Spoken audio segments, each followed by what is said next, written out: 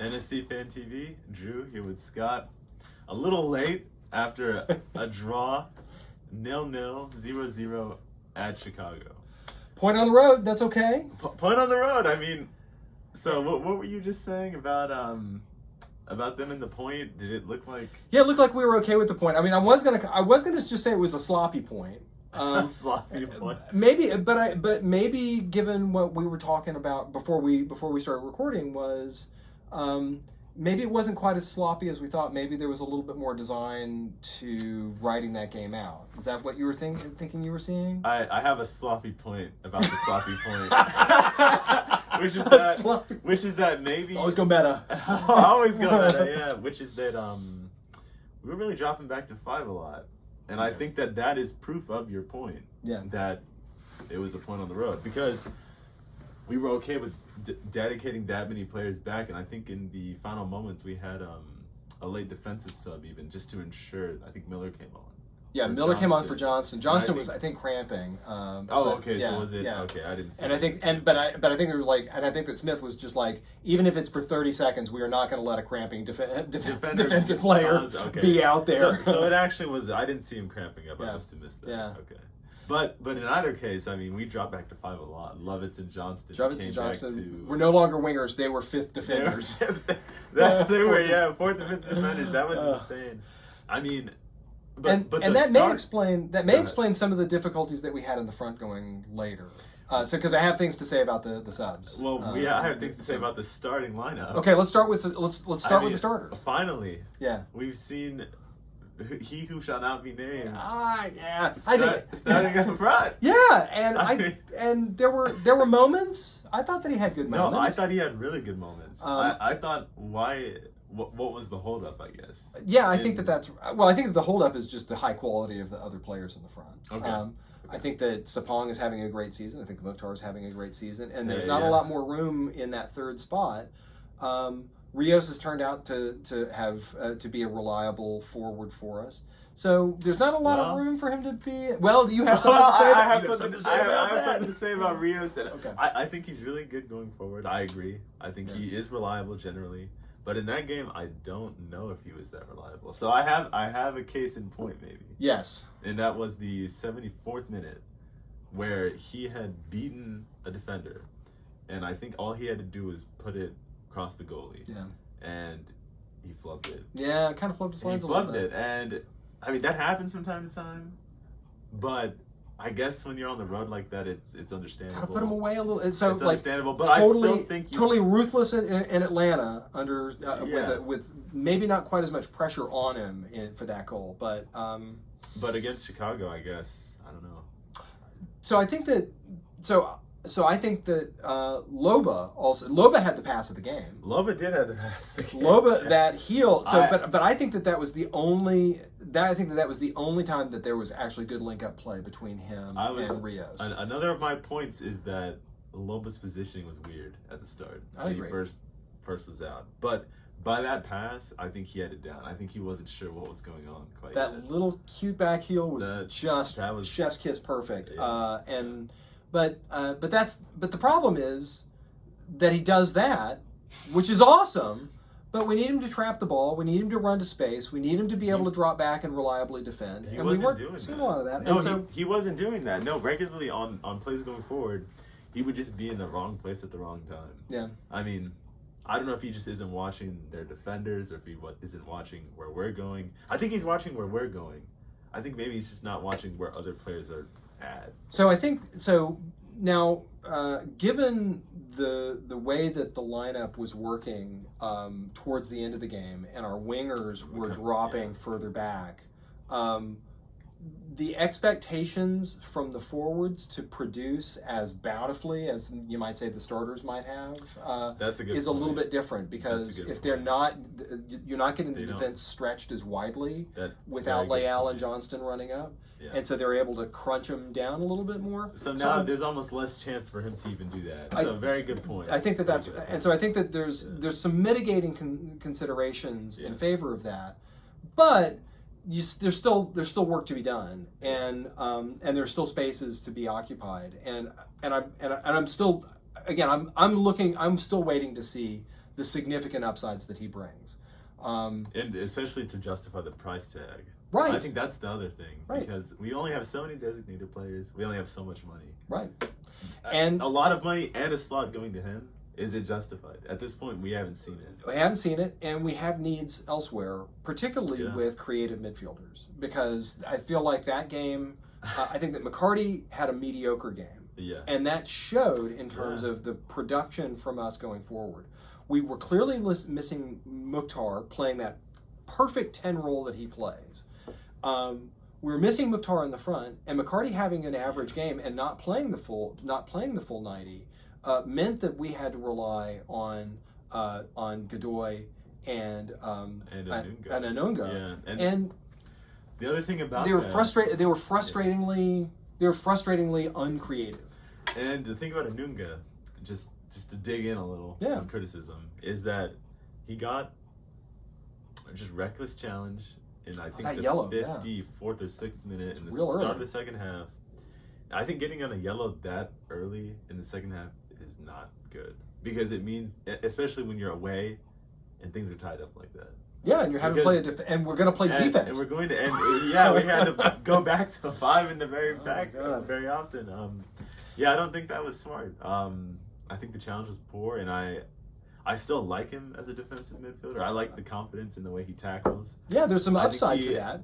He digs it out well, but I mean, when it comes to challenges and reckless ones, he's a little sloppy with the ball. Yeah. The reckless challenge. He's a good defender, and he can he clearly can dribble well. He can dig balls out.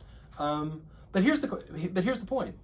Beyond those three, we don't have a lot of other options. Yeah. In the center of the midfield, and we can't count on 90 from McCarty every game. No. And we need somebody who can be a creative player for us. So you think of folks in the league who play roles like that, like an Alex Ring for Austin, who can bring the ball forward, be able to see lines. I mean, that's Dax's role. He's a pure 6. But finding somebody else to play a 6 role like that, or maybe someone like in an 8 role,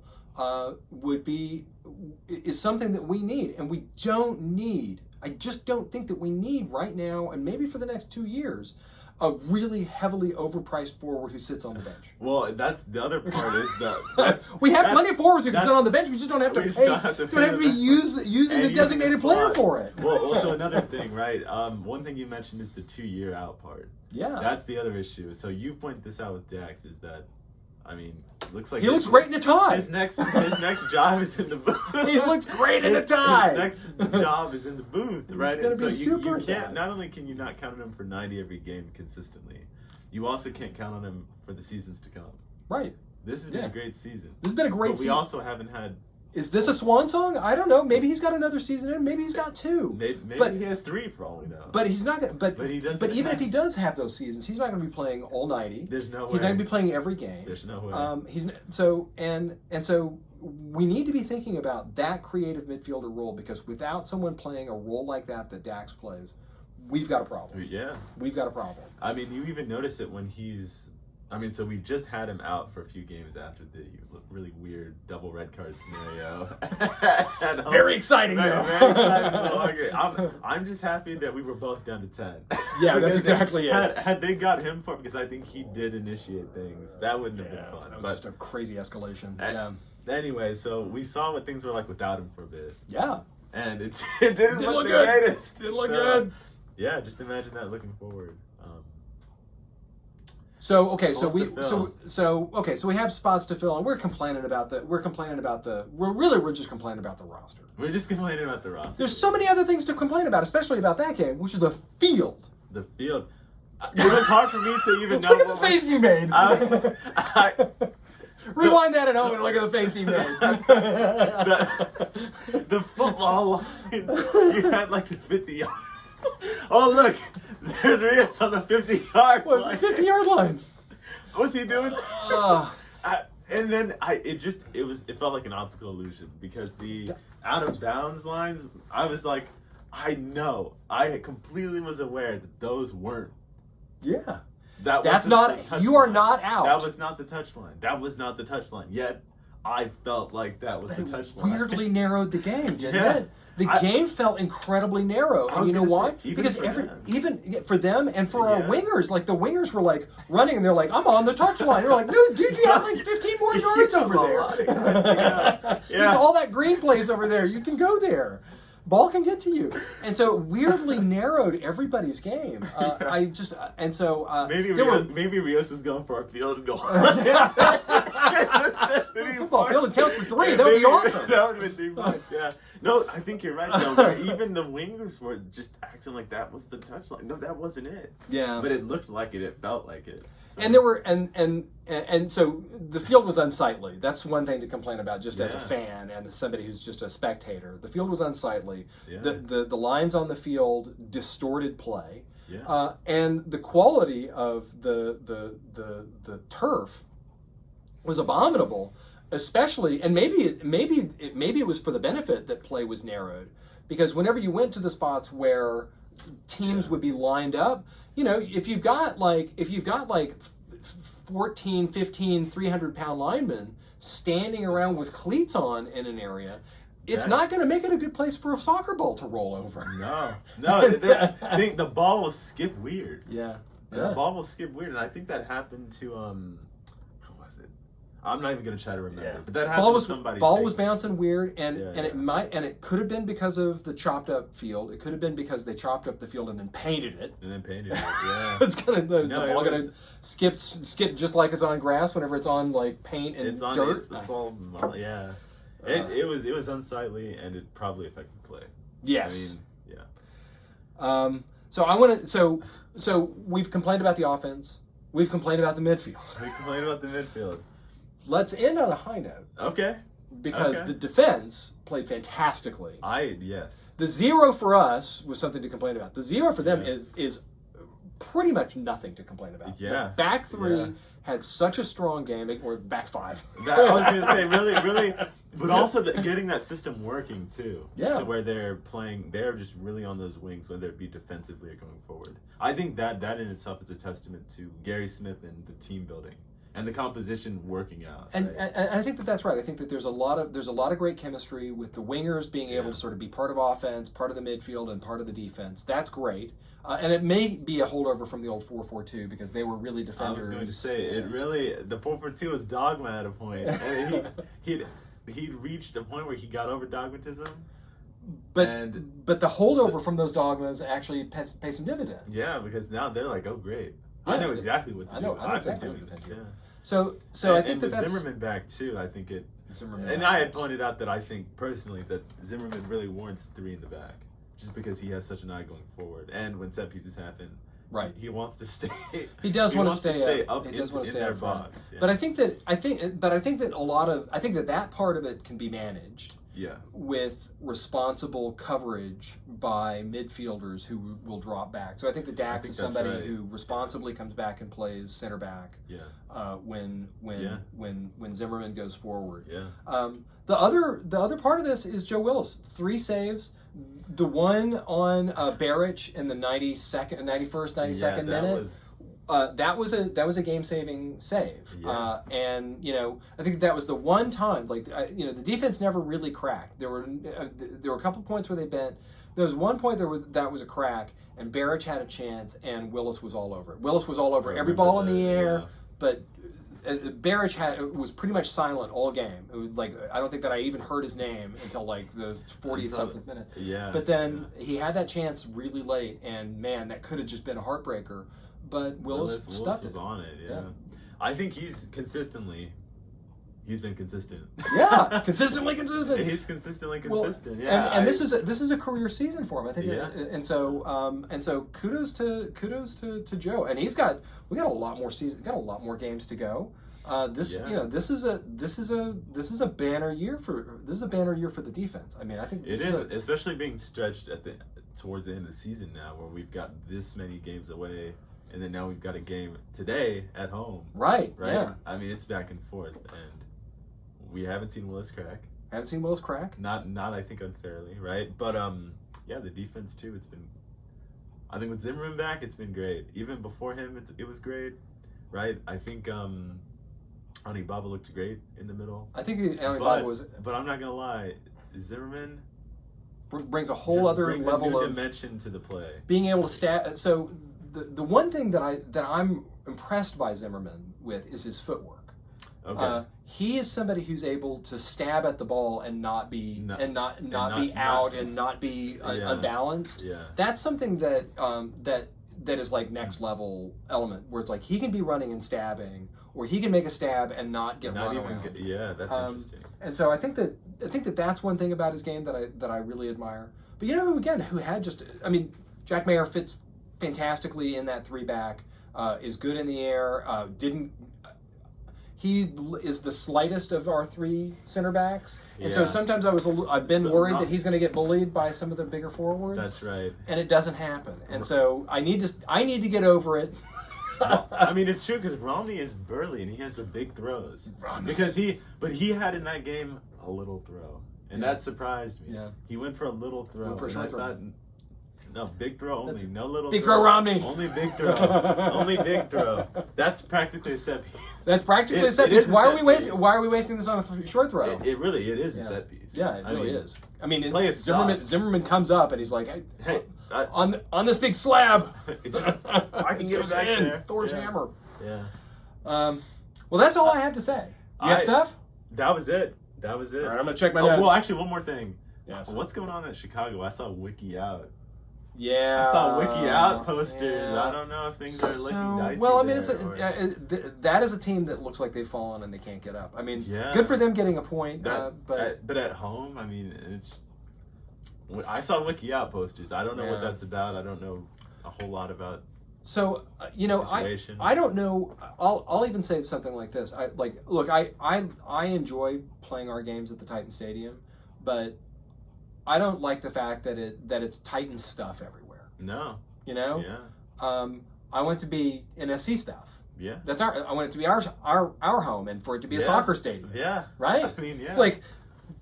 Right? I want it to be our stadium. Yeah. But Soldier Field, this is our last season at Titan Stadium, and I can put up with it, and it's a nice place to watch a game.